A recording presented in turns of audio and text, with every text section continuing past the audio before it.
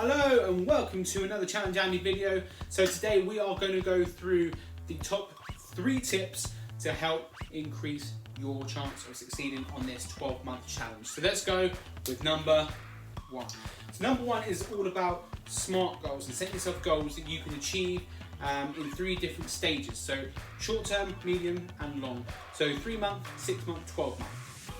So what I'll do is I'll just put a little screenshot here of what SMART goals are and what they mean.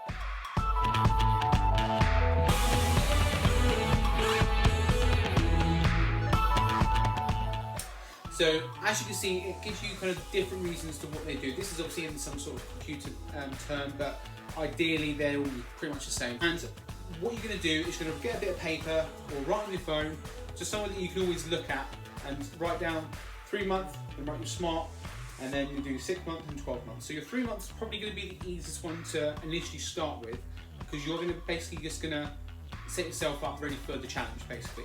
So your 3 month goal, by let's say March, you're going to say, right, have I achieved 4 gym sessions a week or 4 exercise sessions a week, or have I increased my time by 20 seconds in my run?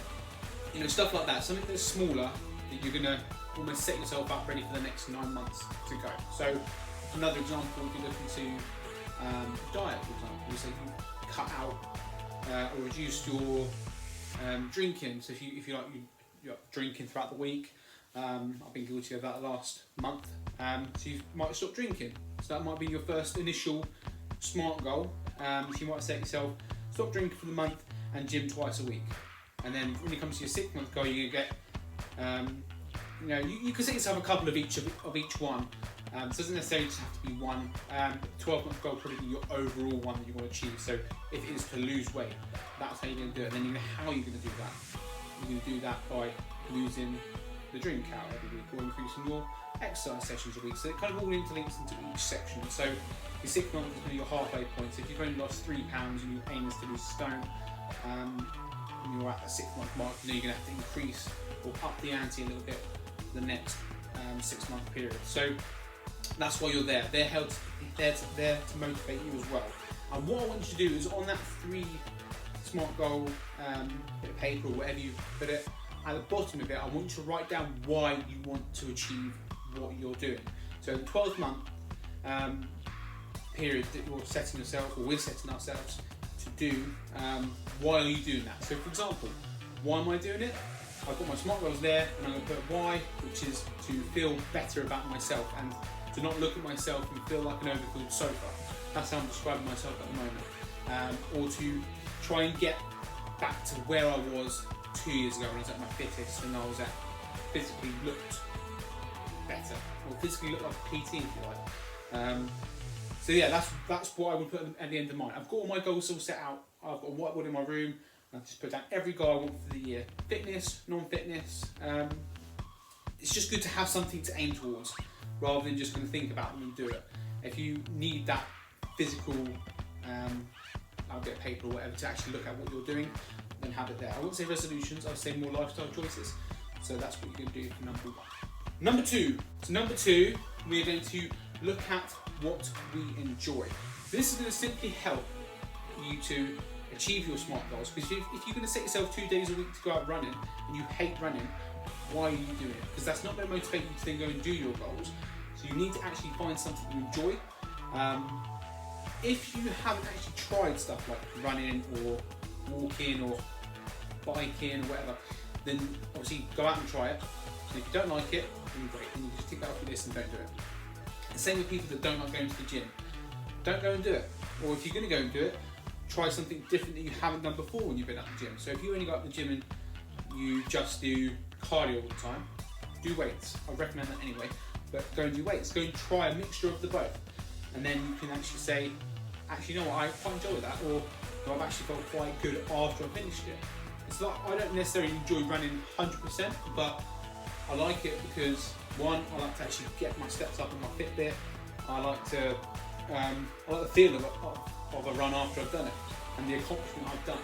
And because I use certain apps to track it, because I've got a record of what I've done, I can see then when I can improve. Which then links on to number 3. So number 3 is finding your benchmark position at the moment. So there's no point saying you want to increase your run or your lift if you don't know what they are now. So if you know what they are, so if you deadlift 50 kilos now and you want to get to 100, you know your benchmark now is 50. So you can write down on that bit of paper as well, start 50 kg, goal 100 kg, or start, I did my 5k in 25 minutes, but I want to get to 20.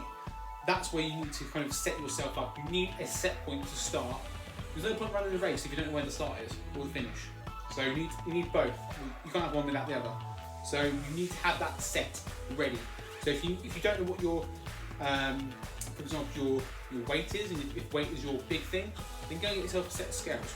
I'm going to be touching upon that kind of aspect of things in terms of numbers, weight and inches, centimeters, stuff like that. Then just look forward to the video next week. That's when that will come out. But yeah, find out how much you weigh so you can then say, okay, I've got this amount of weight to lose. You need to know where you're standing at the moment rather than just kind of guessing and saying, yeah, I'm going to lose 2 stone. Because you might not necessarily need to lose 2 stone, or you might not actually know why you're losing 2 stone if you don't know how much you weigh already. So that's the big tip for that. So they are the 3. So you've got your SMART goals, you've got your enjoyment, like picking what you actually want to do, and your benchmark positions, plus the little note at the end of that as well, so while you're doing the whole thing. And that's it. So once you've got all those 3 done, you can then look back every time you kind of feel a little bit low or unmotivated, go back and look at what you're doing and why you're doing it, and then you'll have everything set for you ready for the challenge. So 4th of Jan, that's when we officially start this journey. I've kind of started mine already just because I wanted to get from the 1st, but because I'm uploading these videos, I wanted to do it from Monday. So make sure you like, share, subscribe, make sure you tag anyone that you know is kind of having this kind of resolution thing, they want to lose weight or stuff like that, and get them in on the journey as well. Like I said, at the 12-month mark, whoever's done the most, who I think's impressed me the most, I'll give them some sort of prize or something. So yeah, thank you very much. Make sure you like, subscribe. I'll see you next week for weight loss tips. See ya.